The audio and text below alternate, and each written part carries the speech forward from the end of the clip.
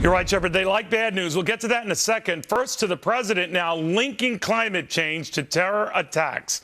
I kid you not. Listen for yourself. I know some have asked why the world would dedicate some of our focus right now to combating climate change, even as we work to protect our people and go after terrorist networks. The reason is because this one trend, climate change, affects all trends. All right, so what it's essentially saying, this warming up of the earth has made people last year, has brought on more of these type of attacks and more of this dissidence. Now, if you think about that for a second, remember at a time, let's say when I was young, which is quite a while ago, we had a global freeze worry, right? Remember the big freeze? I showed you these covers at Time, Newsweek, Businessweek, et cetera, et cetera. Now, at that same time, I might stress, when we were talking about the big freeze, this was all the big rage when I was a younger person. All right, a much younger person. All right, a kid. Look what was going on. Look what was going on. Look at all these terror attacks. Go back to Munich. Go back to the Rome airport attacks. Go back to multiple attacks all over the world when the world was cold. It was cold. Weird. Not so former New York Mayor Rudy Giuliani joins me right now. It is weird, right, to try to link the two. It's a bit of a stretch. It's one of the more inexplicable things, and he's done a few inexplicable things the president has done. He must be getting some pretty bad advice. I mean, so I've been studying Islamic religion and Islamic terrorism as a way that people misinterpret the religion or interpret it in the wrong way for 30, 40 years. And it's got nothing to do with climate change.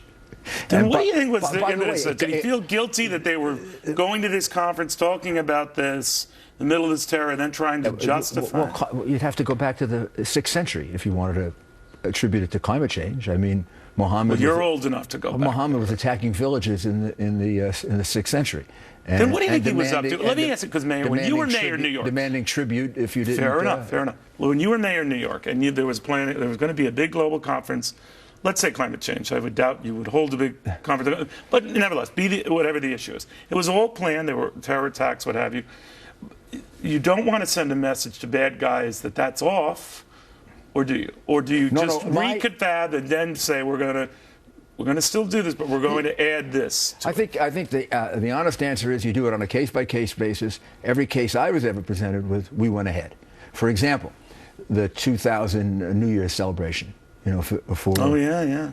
We had Y2K. Everyone was Y2K and terror attacks were threatened on Seattle, New York, some places canceled their celebrations. We had a big meeting, including with the FBI, and decided to go forward with it.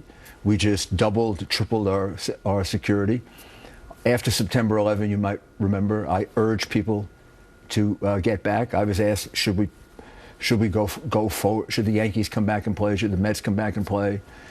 David Letterman talked about it on his show, actually, that he called me and asked me, is it okay for me to go back on the air? My general feeling is you just let life go on as normal. And Isn't that what the president's doing? And I lived through the London attacks, believe it or not. I was a half a block away from the Liverpool station when the first bomb went off in London. And I saw how the people of London the next day, everybody came back to work.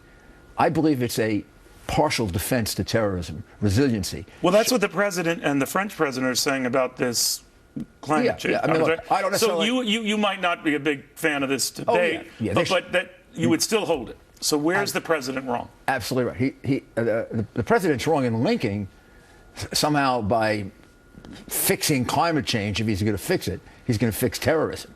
I mean, that's absurd. There's no connection between the two things. Where it's like two different things. It's like saying, you know, I'm gonna fix terrorism by curing cancer. His argument, and help me with this, Mayor, is that it's going to deplete natural resources, dry areas that are going to be immune to irrigation, make desperate areas even more desperate, desperate populations more desperate. You say what? The terrorism that we're dealing with is not emerging from desperation. Many of these people are middle class or rich people who are involved in the terrorism. This is an ideologically or religiously based, and I would say certainly a misinterpretation of the religion, and or if you want to call it a hijacking of the religion. But the religion has been turned into an ideology. It's like saying, communism was caused by climate change. These are ideas that people have. And the ideas don't come from the fact that it's cold out or warm out, they're starving or not starving. The idea is that there should be a caliphate, that we all should either be Muslim or we should submit to the Muslim. We should all convert or we should pay tribute to the one true God. This is a belief system, and it's been an interpretation of both the Quran and the Hadith now for 1,1500 years. Many Muslims, the vast majority of Muslims, reject it. I was the person on the evening of September 11 who said, don't get angry at all Muslims. And this is just you and President Bush. I said, don't use group blame. Group blame is what is getting us in this problem. But you can't ignore the fact that this emerges from certain texts in the religion that are interpreted and that it's way. not climate related. Yeah, it has nothing to, as I recall the Quran and the Hadith, it says nothing about climate. Right. Let me switch gears if you don't mind, because your name has come up as to Donald Trump and these allegations that there were Muslims dancing and happily celebrating the fall of the towers in 9/11. A lot of people say that never happened. Chris Christie said he doesn't recall it. Well, what's the deal? I think the issue here is the number, the 1,000 people. I have no recollection of thousands. I do have distinct recollection of having reported to me by the police a number of incidents, several. Well, they were certainly going over the world. Remember that. Let's say it was a period of time where there were a lot of things going on, so my recollection is not going to be great. He was mentioning New Jersey. He remembers New Jersey. Okay, so I will read to you from an article, September 14th, 2001, Fred Siegel, New York Post. This is back then. Okay. Here in New York, it was easy to get angry listening to Egyptians, Palestinians, and the Arabs of nearby Paterson, New Jersey, celebrate as they receive word of the murderous attacks in New York and Washington. But Mayor Giuliani, who has been tireless and magnificent in this crisis, rightly warned New Yorkers that it would be wrong to take that anger out on the city's Arab and Muslim residents. Attacks on Arab Americans in Paterson or elsewhere are utterly indefensible. And over the years, now we get beyond that, over the years I've had people report to me things like that there were celebrations. I had a person call me today and tell me that his friend was in a cab and the Muslim cab driver was celebrating when he heard about it. So the only mistake that Trump might have made is assigning a number to it. I certainly remember covering at the time that there were celebrations around the world, particularly in the Middle East. And they were celebrating, and I can tell you, reported to me. Now, I didn't see them, so understood. Could be wrong. Reported to me by the police were attacks in Brooklyn, Queens, and in the Bronx. When you say attacks, what do you meaning that there were a couple of these incidents where the Muslims were celebrating and people attacked them. People, in other words, interchanged with them. Because that evening, after I made that... Because that became like a new security threat for you. After I made that admonition not to take it out on people who are Arab or Muslim, I assigned to the police commissioner the role of making it part of CompStat. Let's keep track of all the hate incidents. So that's the context in which it came back to me. And some of the attacks were as a response to celebrations. Some of the attacks were just attacks. So people would just say that Trump got completely wrong. He didn't. He might have gotten the number wrong, or might have. There certainly were celebrations. So when Chris Christie said that there were not, well, I think this is. Or he didn't recall it. This is getting. I understand. Getting to be. I'm just trying to get. Were there hundreds? Were there hundreds of thousands? Exactly. Were there hundreds of thousands? I never heard about hundreds of thousands anywhere. Did I hear about scattered incidents? The answer is yes. Interesting. Rudy Giuliani? So it's somewhere in the middle, or somewhere there. Who knows where it is? But the most important thing is we can't create the impression that this is most Muslims. It is not. Most of them, overwhelming majority, reject this. You got some heat for saying that, as did President Bush soon after that. The vast majority reject it. All right.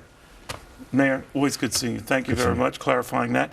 Now we got Brent Bozell with us, considering the media's coverage of the president on this issue, the climate change issue that we talked about. I want you to look at some of these headlines, including this from Time magazine. See how climate change could drown cities around the world. Then we have from ABC News, rising climate fears bring urgency to the Paris meeting. There are many, many more like that. We just have a one-hour show here, so there's only so much we can do. But Brent Bozell has done a lot of the legwork for us, gone through a lot of these headlines. And Brent, your point is that you're not going to hear any doubters in this bunch. And they're almost looked upon as idiots. So that's rather curious in and of itself, right?